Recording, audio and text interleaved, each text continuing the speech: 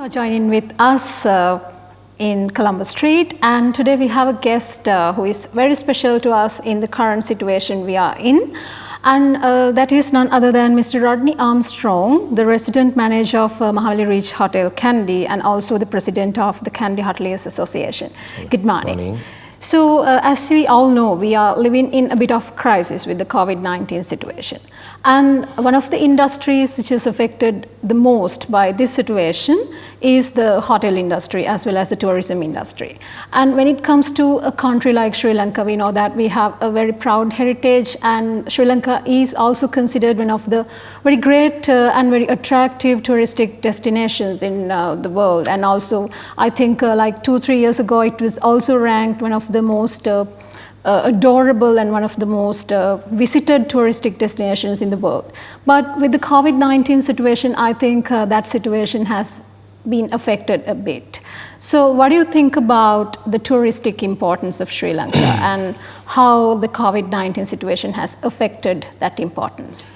Yeah, I mean, with the outbreak of this COVID, it has really affected our industry very badly. I mean, we have been going through a lot of the industry has been going through a lot of issues for the last 30 to 40 years. I mean, you all know first it was the problem in the north, and then, I mean, we survived it. But we never went through a scenario like what we are going through now, because it has really affected the industry. It has affected the employees, and everybody is really going through a bad time. And actually, there's no one, anybody can do anything about this. But I think we have to be very grateful to the government and His Excellency for at least trying to start the industry again. But yes, it has really affected us, and as you know, the hotel industry is all skilled people who are very trained, and at this moment there are a lot of people like leaving the industry because we just are finding it very difficult to hang on.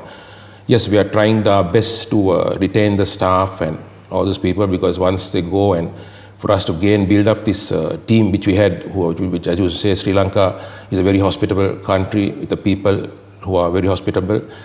So at the moment we are going through a very, very bad crisis, but as I said, we have never been through a crisis like this. But as I always keep saying, Sri Lanka is a very lucky country. We always bounce back, and I'm sure with the help of our Excellency, our Honorable Minister of Tourism, and of our chairperson of the Tourist Board, we can see light at the end of the tunnel now with the airports opening on the 21st. So there is some hope. So we are having a lot of hope at the moment. Right. So when it comes to the issues faced by the hotel industry as well as the tourism industry, I think, Mr. Armstrong, you kind of raised a very important question, the unemployment and the employability during the crisis and things like that. So I would like to know specifically, what are the issues, what are the problems faced by this industry because of the COVID-19 outbreak? Yeah, number one, we'll try our best to retain our staff, because, I mean, the staff is a foundation to any institution. So that is number one. And also, the government has given us a lot of facilities, but also we would like, once the directives are issued by the government, that the local government, local institutions, and also the financial institutions to accommodate this. Because what happens is sometimes the issues are, I mean, there are certain guidelines given by the government to help us, but sometimes I don't know what happens, but I know they don't what can I say, like I mean, they don't give us the facility that the government has given us sometimes. So we would like that also to fall into place, and because we are going through I mean, financially and all that, we are going through a bit of a bad patch. Right. So I think with the first wave of the COVID outbreak, we were demotivated a bit, and then we kind of tried to rebuild ourselves, and then came the second wave. So with all these things, we are currently undergoing a lot of pressure and a lot of problems when it comes to the economy of Sri Lanka as a country as well. So as you think, what are the steps that we can take as a country in order to overcome such barriers? Yeah, of course, economy-wise, I mean, there's nothing we can do at the moment. I mean, we have to wait till this airport opens and hope that all goes well. But where the staff and all was concerned, I mean, there are a lot of people who have left us and gone into different other fields. So we only hope to bounce back the economy is the airport opening and everything picking up slowly. There's, of course, there are certain people who are diverted from tourism. I mean, but in hotels who are like, they have started the online food services. Then, of course, I mean, we have the small, the banquets, which has a limited number of people at the moment. I mean, that is also for the safety of safety of people. So, but as time goes, if these things can, I mean, be changed, like the numbers been increased, and the banquets to be for bigger numbers, like for weddings, conferences. So then, of course, we can. That is what has kept us going so far. I mean, these small events, but it doesn't help us to meet ends with the small functions that are going on. So as time goes on, and once tourism comes back, and also when we can increase on our banquets, like the weddings and things like that, I mean, slowly we can come back, because tourism is an industry that has, I mean, I think, who contributes a lot to economy. Exactly. Right? Because, I mean, I don't think we have the proper statistics of what it creates to the, I mean, gives back to the economy, like even from the eggs, and I mean, everybody benefits from it, because it's a vast industry. Yes. I mean, there's so many roots in it. I mean, so really, I don't think we have the correct statistics to show what it contributes to the country's economy. And I think in the future we should have these statistics, so at least they will know what tourism is, I mean, about.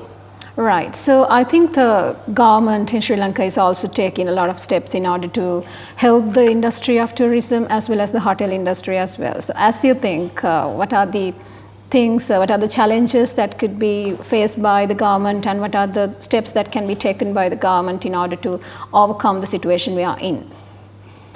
Yeah, of course, the government, as I said earlier, they helped us in certain ways, but they could have done, I mean, we are grateful for what they did, but I mean, they could have helped us a little more, but I mean, they also having their problems and issues also. I mean, the only way they could help us, as I said, I mean, we had to also see to the situation of the area and places like that. The only way they can help us is to slowly start increasing, I mean, where our functions and things like that, where we can increase the numbers. And also, of course, what they're going to do, opening up the airport, and we all pray that it goes off well. I mean, if it goes off well, then of course we'll be getting out of the woods. Right. So I think, Mr. Armstrong, you are like one of the responsible people we have in Kandy, and you are the resident manager of Mahali Ridge Hotel, and also the president of the Kandy Hoteliers Association. Right. Could you please tell us about the situation faced by the tourism industry, specifically in Kandy? Okay. Yeah, now Kandy is, I think, is on the world map. It's a very popular destination. But I think that we could do more in Kandy, because Kandy is very central. Like, for example, I always take example, like we have so many areas in the country, or we are in and around Kandy. We just hours drive from Kandy, which we don't utilize, and I mean, take the tourists there. For example, I'll take a small example, which I always stress upon, is just take the Soraborabaya at Mayangana, right? I think it's a wonder of the world, right? But you hardly get any tourists going that side. So I'm not biased to any, but what I say is, what happens, a lot of tourists come to Kandy, they stay one night, which can be a 2-3 night stop, because as I said, it's very central. So it's sometimes the tourists come to Kandy, okay, they shop around, but they don't see the country. So I think we have itinerary that in Sri Lanka, which I think is there from the time I joined the industry, which the tourists are taking. So I said we should expand this itinerary, because there's so much Sri Lanka can offer, and we can attract all kinds of tourists in Sri Lanka, the adventure tourists, the sports tourists, all those tourists. If we go around and look at what we have to offer to them, we can do hiking, mountaineering, a lot of things, and adventure tours, everything. But I think that is one point that the tourist board and who are involved in this, even in the travel agents, should go around and look at what we have to offer. In this small country, we have so much to offer. So if they can work on that, I think we can attract much more tourists. And as we are a known destination now, and one of the places to visit, we could make this a real tourist destination. Right. So I think, as you also pointed out, living in a very iconic destination like Kandy, we are yet to discover certain things.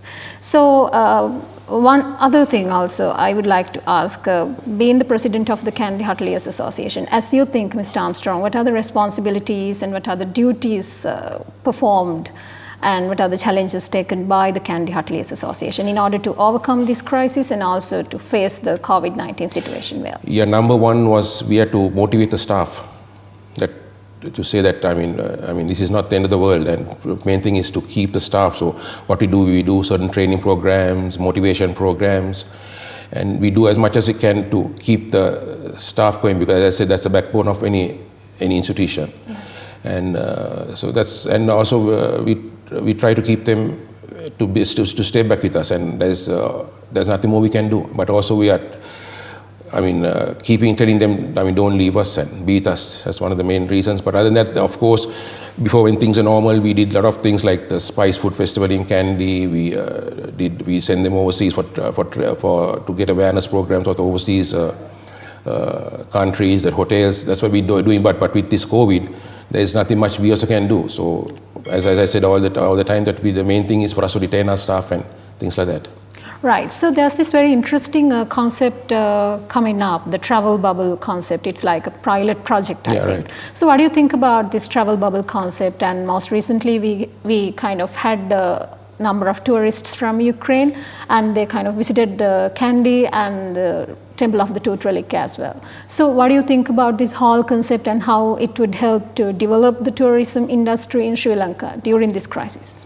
Yeah, I think that's so. There's nothing more we can do about it. I mean, I think that's a very good thing. The government has agreed to at least start this pilot project, and I have a feeling it will work out, because even countries like the Maldives have opened up, and there are so many inquiries from overseas who want to come to Sri Lanka on holiday. So I think this travel bubble will work out, but I think we had to be very alert. We had to be see that nothing goes wrong, and I think we should cooperate and work as a team. And so that this works out, because in the end it's for our country. So I think it's a good idea, and it'll work out. Right. So in your personal opinion, what do you think as the steps that can be taken in order to address the current situation we are facing, not just as people, individuals involved in the hotel industry, but generally as citizens in a country, as citizens in Sri Lanka? How can we take steps in order to overcome our situation? Yeah, I think the only way to overcome is, to take all precautions and that nothing goes wrong, and to cut down the spreading of this virus. And I think that's one thing we have to be very careful about, because I think if we all take, the safety measures, right, and not get the government to come and, if just the basic safety measures, and if we can bring down these numbers down, then I think things will come back to normal. Right. So if we compare the situation in Sri Lanka with the global context, global tourism industry, how do you think how do you think about our scenario when we compare ourselves with the global tourism industry? Yeah, I think we're doing well, because I think even the two airports, that's the Mattala International Airport and the Baranayaka International Airport, have been both certified as one of the two of the safest airports in the world. So I think, the government they're doing a good job, but it's tough going for them. So those are the reasons that we don't think things will come back to normal. Right. So when in one fine day, when we overcome all these problems and challenges, what are the things, as you feel, that we could do in order to rebuild the tourism industry in Sri Lanka, and what are the things that are lacking in the tourism industry in Sri Lanka, according to what you think? Yeah, likewise, I told you a few moments ago that Sri Lanka has a lot to offer. And also, not that I'm against, but I think we should control the informal sector, which is going totally out of control. I have nothing against, everybody has to have this, but have some criteria, some rules and regulations, how things have to work out. Like in certain countries, when a hotel is built, there are certain criteria that you require to follow. So, those are things that the government, and the tourist board should introduce. I have nothing malice or this thing about the informal sector, but there should be some sort of control, because, even the tourists that are coming to Sri Lanka should be safe. They should have the basic facilities. And that is one area that we should look into. But other than that, we have a lot to offer, as I told earlier. and also we could also improve the transport, like of course the trains to L and all are fine, but also into other areas. And then like I said, we can go into the north, the east, right? I mean, and develop those areas, because even in those areas there's so much to see.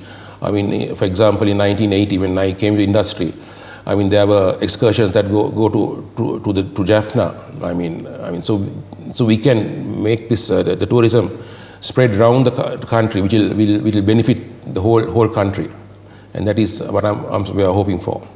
Right, but luckily, when we look at the tourism industry in Sri Lanka, I think even though we lack the most number of foreign tourists visiting Sri Lanka and the hotels, we have a lot of we can see a lot of local tourists visiting the hotels and everything in order to maybe encourage the hotel industry, and also they haven't stopped visiting these places and going to hotels and everything. So what do you think about the response of the local tourists, kind of local people visiting the hotels and places? Yeah, at the moment of course it's not great. I think of course we have come down on our prices and all that, and we are doing our best to attract the Sri Lankan people to move around. But still, I think the fear psycho is there. I mean,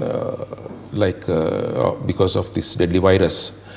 But at the moment, it's not doing so great. I mean, people are not traveling much to Kandy and all that. Maybe at a different level, but like to the star class hotels and all that. At the moment, as I said, it's not performing too well. It's very low. For example, some months our occupancy has even been 5%.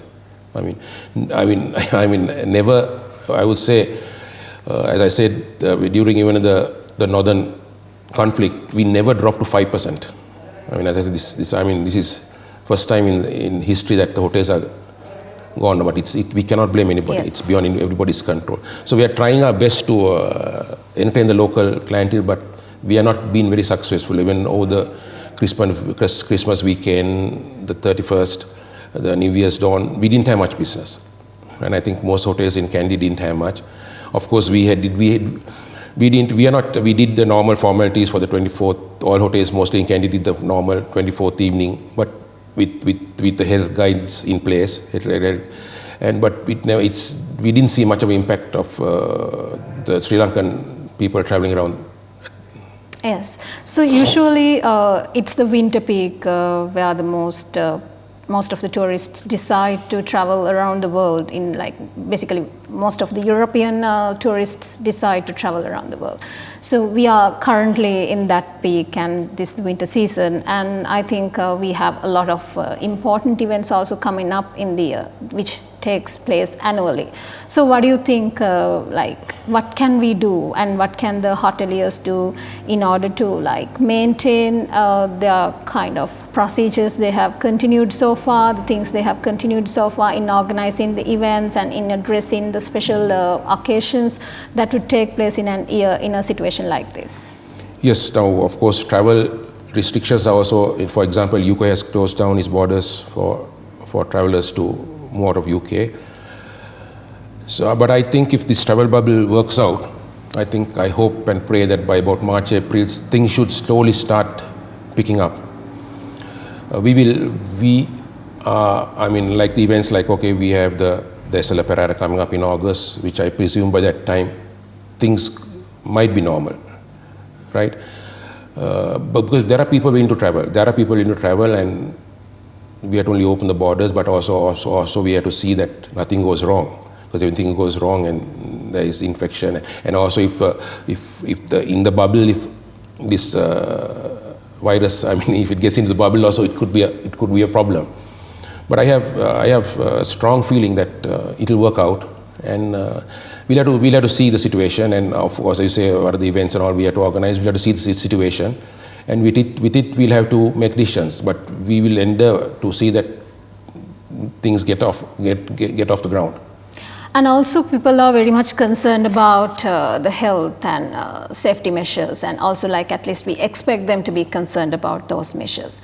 And what do you think? How do you think that we can adhere to those measures, and how we can maintain our procedures, the things we do by adhering to health and safety measures, especially in the hotel industry? Yeah, of course, we have to be certified by audit by KPMG on most hotels. We have to get a certification on all our health and safety guidelines, which most hotels have got, and they can accept the bookings and travelers. But I think even our people in Sri Lanka should, as I kept even saying earlier, they should adhere to the health rules. And I think if everybody adheres to the health rules, I think of course we can't get it out immediately, but it will help us. But hotels, we are all the hotels that are in our association and also others have all sticking to the guidelines very strictly, and we will continue doing so until this pandemic leaves the world. And since you mentioned the performance and the responsibilities performed by your association, we would like to know the tasks that are undertaken by your association, the Hoteliers Association, Kandy Hoteliers Association as well. On the COVID? On COVID and on like as a whole. Yeah, of course, association, I mean, as I said, we will, if the things open up, we'll get involved and we'll try to do kind of events in Kandy and all that for that the tourists will have more to offer. And also, we also always keep updating our staff with the health guidelines, and that's at the moment that's the most important thing we all have to look forward. I mean, we have to do. So of course, if things bounce back and things come to normal, we'll get activated, and we'll organize things in Kandy, and like we did a couple of years back, like we had as I said, the first Spice Food Festival in Kandy, which happened in I think about in 2015 or 16, and of course now it has gone down to other organizations which are doing it, not only in Kandy, but they took it out of Kandy. I mean even about 2 years ago we did one in Kandy, which was very successful. I mean, it was done on Ward Street. It was very successful. So we will get activated, because we also waited, because I mean now it's almost a year that we also been going through a lot of stress, trying to keep our properties going and keeping our staff. Yes. So definitely we will get involved, and we'll make Kandy happening place. Yes, and talking about the Mahali Ridge Hotel, and you are the resident manager of the Mahali Ridge Hotel. So have you got any responses from the frequent visitors to Mahali Ridge Hotel, and have you got calls or any other responses from those frequent visitors? Yes, I mean the repeat guests who are overseas, they are, I mean, they're waiting to come to Sri Lanka, and also I think there is this is because I have personal contacts. I mean, even in the Czech Republic, there are a lot of people wanting to come. I mean, as I said, they're all waiting to come, because I mean, this is paradise. So we have to only open the doors, and I think everything should work out. Yeah, we are getting a lot of inquiries about the country and when are we opening, and a lot of inquiries. But we have to wait till the airport opens for them to come, if they are not the way of coming. Right. So Mahali Ridge Hotel is, as I know, like a place where a lot of events are taking place when it comes to Kandy, and it's one of the most chosen destinations and hotels in Kandy. So we would like to know the future plans that the Mahali Ridge Hotel has in this year and ahead as well. Yeah, I mean, Mahali Ridge, I mean, yeah, it's a well-known hotel. I mean, not only Sri Lanka, I think globally also. And yeah, we also, before the pandemic, we started a lot of promotions, and I mean, we are trying to attract the crowd from our hometown also. So we have a lot of things online, like promotions and events that we have to plan out, but we'll have to wait, because it's at the moment, we have tried some events, like for example, last night we had an Indian street food promotion. But at the moment, I mean, I think people are a bit nervous, but it is slowly improving. But because, I mean, if you, for example, if you took it about 6-7 months back, we used to hardly see anybody coming to the hotel. But now we get families coming, not in large numbers, but they're coming, and coming and having a meal, or because we are still not open the pools and things like that, or go for a boat ride. But people are slowly coming out of this fear they had, I think. So which I think is very good. I mean, you can see it happening, and also the weddings. I mean, there are more events now. I think a lot of people postpone their weddings and all that, but it's all coming back. But it's coming back very slowly, but it's happening. It has become the new normal. Yeah, it's a new normal. Yes. We leave it. And as I say, because of COVID, we should not say we can't do it. Exactly. Right? But we should go ahead with it. Yeah. And do it. And see that it happens, because this is not that something is going to stop us or block us. We have to bypass it and see that it happens and things come back to normal. We can take it up as a challenge and then find ways to overcome Correct. and handle it. So Like towards the end of the program, I would like to ask your personal opinion, or more like the general opinion towards the significance Sri Lanka has as a touristic destination, and tourism being one of the most important sources of income in Sri Lanka. What can we do as people in Sri Lanka in order to uplift the tourism industry in future, and like to handle the COVID situation as a citizen in Sri Lanka? Yeah, really. There is, main thing is, I mean, as I said, follow the guidelines, right? And when things come back to normal, I think, as I said, open up the country a little more. And that's about all. We'll have to wait and see what's the final outcome of it, and what will happen. So hope once a vaccine comes, that will be another advantage to the world, which is taking place now. So I think once a vaccine is administered to the people, and I think also the government will have a plan. I think for the frontliners. I mean, I think even in the hotel industry, I think there is already a plan. Even the industry to be given the priority. Of course, the health workers, the elderly need it first, but also this is another sector that we come directly in contact with could be a case. So let's hope that it goes off well that way. Right. So all these things we have to do by adhering to the health and safety guidelines. Correct. As well.